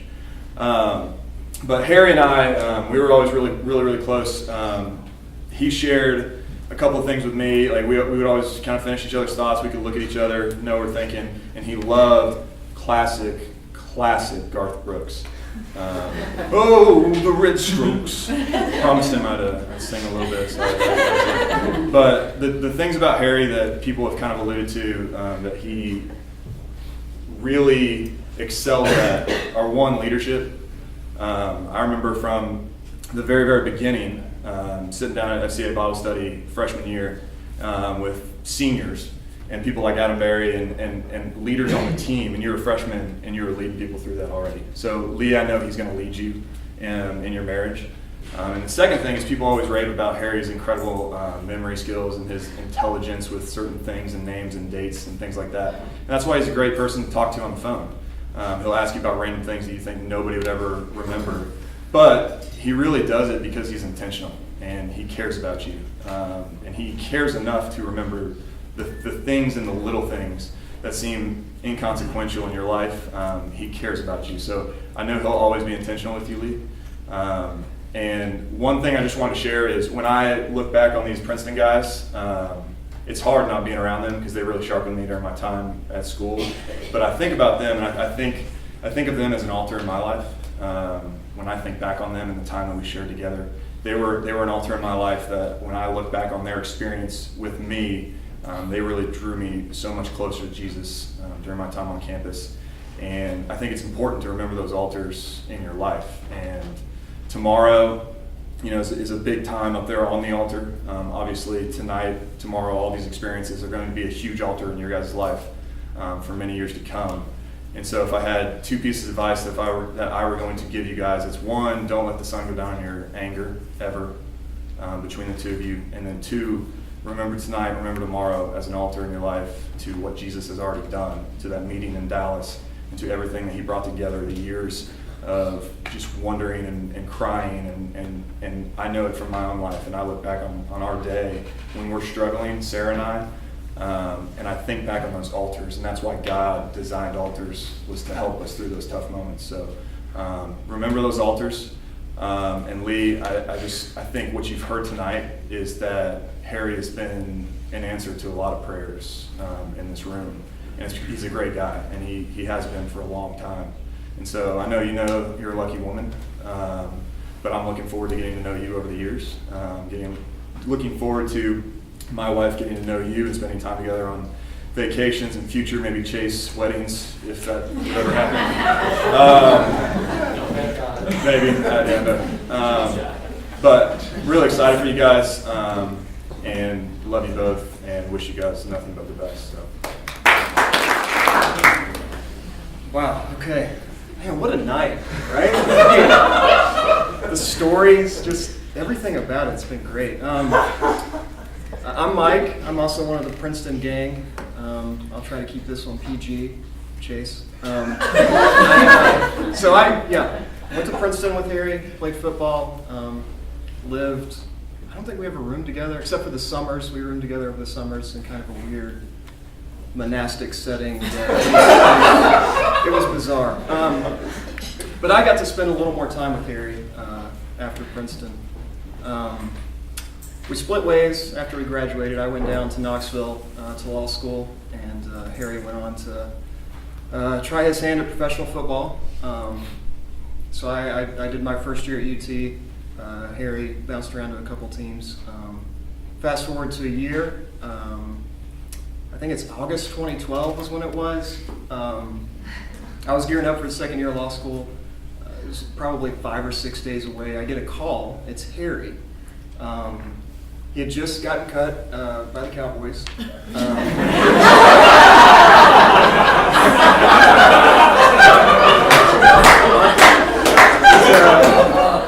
He's on, I think he was driving back to New Jersey from Dallas. He's talking to me on the phone. He's like, hey, Mike, I don't know if I told you, but I applied to University of Tennessee College of Law and I got in. And I'm thinking about hanging up my cleats and going to law school.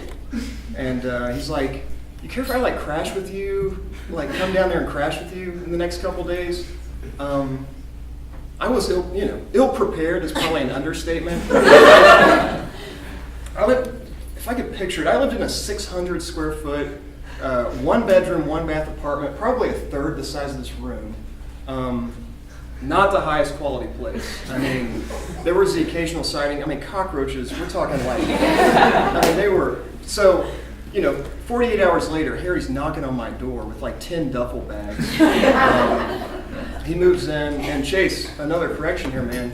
I mean, for the first year and a half, we slept in bunk beds in that place. I mean, I'm talking the closest proximity you can get with a human being.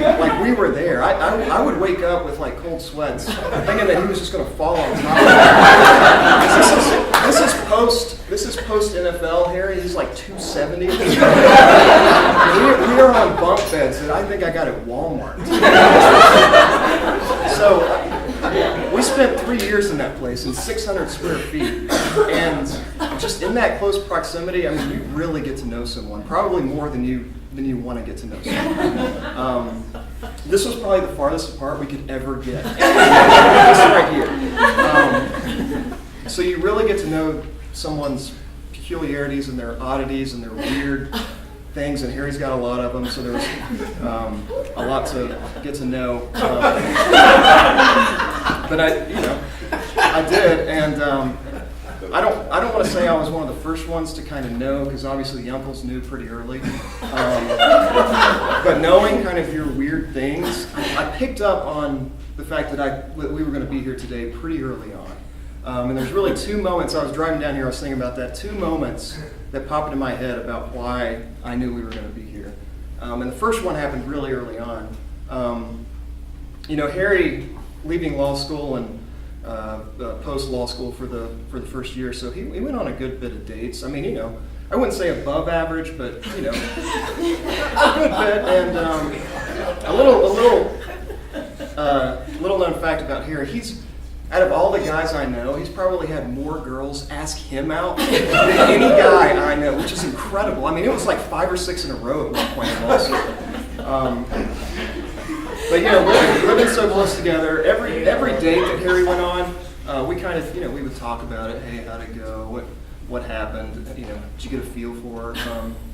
And it was always like a Seinfeld, George and Jerry kind of in the diner type of thing. Because there was always something that Harry picked up on that he just could not get over. And this was in the first and second dates. So we're talking she said she was gluten sensitive. I couldn't pinpoint where she was on pedo baptism. So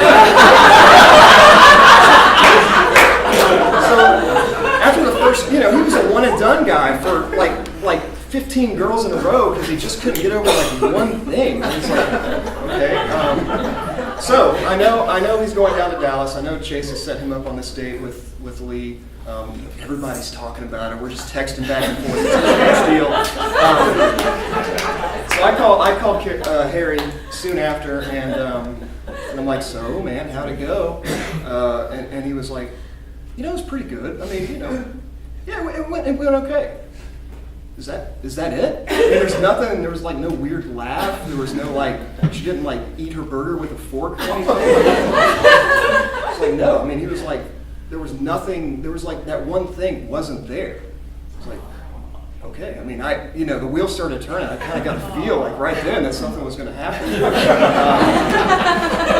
Flash forward to my wedding. It was the first time I met you, Leigh. You came down. Things were about not as crazy as this, but almost as crazy as this. A lot of stuff going on, but I met you, I think it was in the parking lot of my house. I don't know how that happened. And Chase, we're on the same brainwaves on this, and Leigh, I'm not trying to make you self-conscious about your handshake. It's a great handshake. But just if you don't know Harry Sr. and Harry Jr., the handshake to them, I mean, they take it seriously. And man, let me tell you, so she kind of caught me off guard, and to be honest, she probably got the best of me. I was not prepared. It was just a solid, very firm handshake with good eye contact. So she shook my hand, and I remember turning to Harry, and I was like, and just very silently, he's looking at me, and he just.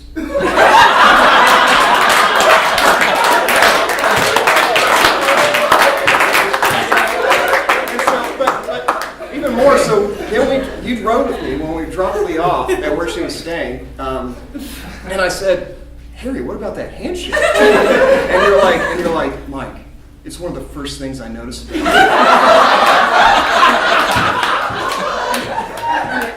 you were like, "I mean, isn't she awesome? She's just so great." And that was it. I mean, after the first date, and then after that, like I knew, like that was in what was that in? That was in June or June? Yeah, it was in last June. So that was a year ago. I knew that you guys were going to get married. I mean, it was locked up for me. But really, I mean, and there's more than that. I mean, somebody asked me recently. My wife is not here. She's back home with the 4-month-old.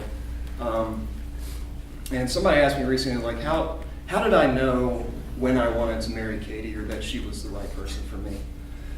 And there's a lot of reasons that I love my wife, but probably the biggest reason that I told that person was early on. I recognized that just Katie and who she was and being with her made me want to be the best version of myself that I could be for her, and I think I realized very, very early on that I was just an incomplete person without her. And Leigh, I can say probably with absolute confidence that Harry feels that way about you. Not only because he's told me that, almost in word for word, but just talking to him, hearing the way he talks about you and your relationship, the way he's prepared for you before he knew you and after he knew you. The times he's called me for advice, I've only been married a year. I don't have a whole lot of advice to give him. But just spiritually, mentally, just ready, getting ready for this, covenantal commitment tomorrow. He is just ready to be a husband for you, and he wants to be the best version of himself that he can be for you. And I think that's just evident to me. So you guys are going to do great together. I know it.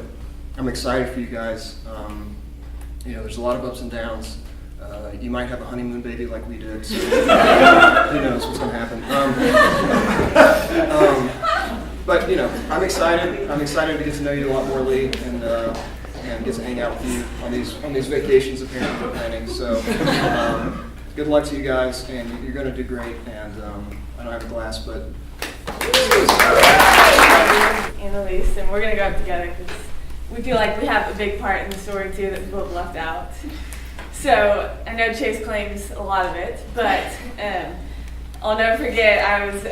Leigh was coming back from a mission trip with Annalise to Belize, and I picked him up from the airport, And they were like coming out in their pajamas, practically just like, oh, so tired, but okay, can we just make one stop? We have to drive by this house. Why are we? So I was just driving, and I feel like we were part of this. So there was this murder mystery party that this guy that Leigh was supposed to meet was at. And so we drove by, and we had to look in the window, we couldn't find him, so we drove by again. We were looking, we couldn't, but I would say that maybe Leigh had her eyes on Harry from the beginning, so I want to claim that. I just can't say enough about Leigh and just what a gift she's been to me in Dallas, and sad to not have her anymore, but really excited for this next chapter for her. Just so many things of echoing what people said is that Leigh is your cheerleader. She's loyal. She's just always pointing you to Christ, and was just there for me in so many times. And just so grateful for her. I remember the first time we met, and I tell people the story, she says it too, but just that we were supposed to meet for lunch because we had a mutual friend from DC and from Auburn, and I was early for some reason, and so there was an anthropology right next door to where we were supposed to eat for lunch, and I was just looking around, maybe I think in the sale rack or something, and then I turned around and was like, I think that's Leigh. Like I'd met her before, and Leigh I think hesitated too, and she was like, "Are you Shelby?" And that was kind of our first meeting, so I knew we'd be friends for our meeting in anthropology. And I just can't remember a time that we weren't friends, and just how instantly it was easy to be Leigh's friend, and how just easy of a friend she was. And you might have seen a picture in there that it was Halloween, we decided to be Star Wars fans or gamers or something. We had beanies, and she was always a fun friend, up for anything. And I'm really grateful for you and excited for both of you, and it's been fun to walk alongside y'all's relationship too, and just hear how easy it was, and just what an encouragement that is. I remember one thing that Leigh said to me, I think it was like right before she left Dallas, was she was like, all those times I just agonized over if I was ever getting married or all these things. She said, if I knew that Harry was on the other end, I would have never been worried. And so just what a cool comment that was. It just stuck with me. And so here it is. So.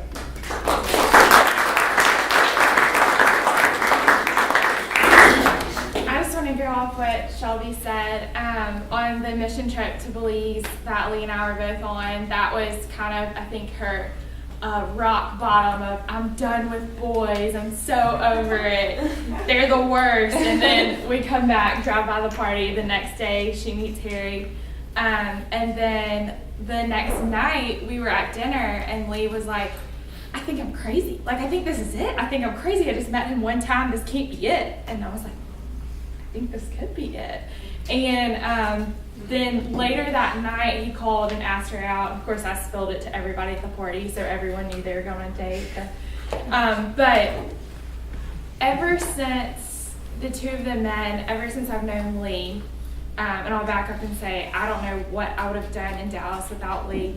I'm from Mississippi. She's been my little piece of the Southeast in Dallas, and Leigh has always pointed me to Jesus and everything that she's done, and her relationship with Harry, and the way that Harry has led her has always pointed me to Jesus. And I know that that's what they have done in all of our lives, and I know that's what they're going to do tomorrow in the reunion. So I'm really thankful for y'all.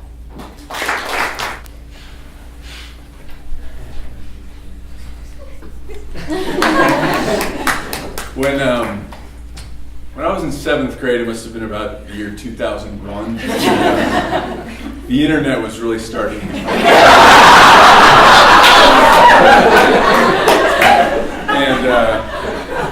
And some of the guys at my middle school decided to experiment by creating a website where any disgruntled students would just kind of post their thoughts about the school, their complaints, their grievances, and I in a flash moment decided to post that I thought the only solution to our frustrations with the administration were to burn down the school.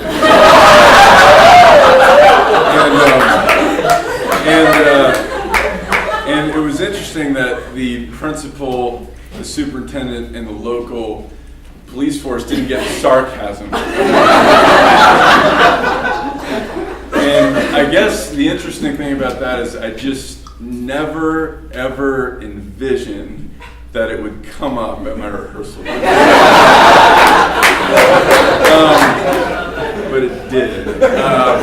And, you know, it was referenced earlier, I think, by Molly and Margaret Ann, that there was a little brief period in the beginning of our relationship where maybe Leigh felt like she was the over-eager one and I was taking too long with things. I think, you know, maybe lack of direction or just a slow process of moving from one phase to the next. And I don't think it was so much that I had any mixed feelings or uncertainty about Leigh. It was more that I was picturing this night, and I was picturing the possibility of Chase Campbell coming up here and taking credit for matchmaking me to my wife. I was really weighing the pros and cons of that. Once I kind of said that that was okay, we just went full speed. So, many people have said a lot of great things, and we're really appreciative of it. I think that we would be remiss if we didn't just say a few thanks. A lot of you have come up and talked about the gospel, and I've talked about Jesus, and I've talked about why that is significant to our relationship. And I think when we talk about the gospel and how it relates to our lives, our relationships, the main thing that I think of is sacrifice and the idea that, you know, Christ laid his life down for those that were undeserving. And that concept plays a big role in sort of what we're about to embark in. I think before doing that, it's important for us to think about the people that have already done that for us. And it starts with our parents, to my mom and dad, to Mr. and Mrs. Hendry. The fact that literally from a young age you both made decisions that you were going to lead a certain type of household and that you were going to consistently lay yourselves down and sacrifice yourself for each of us. And then just the fact that all of the people in this room, and only some of you, even though it feels like a lot of you, only some of you actually got up to speak tonight. And I can't focus on every single face as I look out across the room, but every one of you in here, when Leigh and I look at you, there is a flood of memories that comes with it. And so many times, and I can, as I scour the room, just think of specific ways that each of you have laid yourself down for me, and I know that Leigh is doing the same thing as she looks out there. And so, as far as getting ready to do that ourselves, you've given us a vision of what that looks like time and time again, and we would be nowhere. Anything that we are, we owe all of the people in this room. And as much as the wedding is going to be fantastic tomorrow, we're so thankful, Mr. and Mrs. Hendry, for what you've done to that end. Thankful to my parents for what you've done in organizing this. That this night is so special because it really is just a group of people that has consistently shown us how to lay yourself down selflessly for somebody that doesn't always deserve it. And so we really thank you from the bottom of our hearts. I think, you know, Michael Crowder referenced that there was this trend of me going on dates. I don't think there was really 15 during that time period, but of me, you know, and my whole conflict was that, you know, I had this list of specific things and I really needed to analyze it in order to find the right person. And I think I probably sort of deflected to that type of conversation, but really, you know, from the time that I was young and my parents talked about, you know, my wife someday as a concept or as an idea, there was just a certain feeling in my gut about what that would feel like to meet that person. And after the passing of the peace at church that day, Leigh and I, at the end of the service, were walking out of the sanctuary, and we probably walked and talked for about 2 minutes, and it hit me like a ton of bricks, that was the exact feeling that I went back to, and immediately started running through my head, like, so will she move to New Jersey, Dallas? How are we going to make this work? What does her future look like? What does our future look like? And that was just kind of when we were learning about like kind of what each other's names are and how you pronounce them. So that's how I feel about you, and can't wait to embark on our lives together. But before doing that, just wanted to say a deep thank you to everyone in this room. We hope you enjoyed the evening, and look forward to celebrating with all of you tomorrow. So thank you.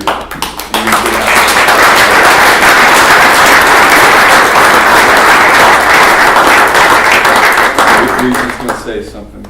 I just wanted to thank everyone for coming. I think Harry and I were looking at our list of our guest list, and there's like 15 states represented of people that will be in the sanctuary tomorrow. And I think engagement's a weird phase of life. You never get to practice being engaged and getting married a lot. And so it's just been an incredibly humbling experience to be, I mean, just all of you under one roof. I mean, there's like, my parents are in the same room, like William Bateman. And it's just like the weirdest like combo of people. And someone once said, I love William.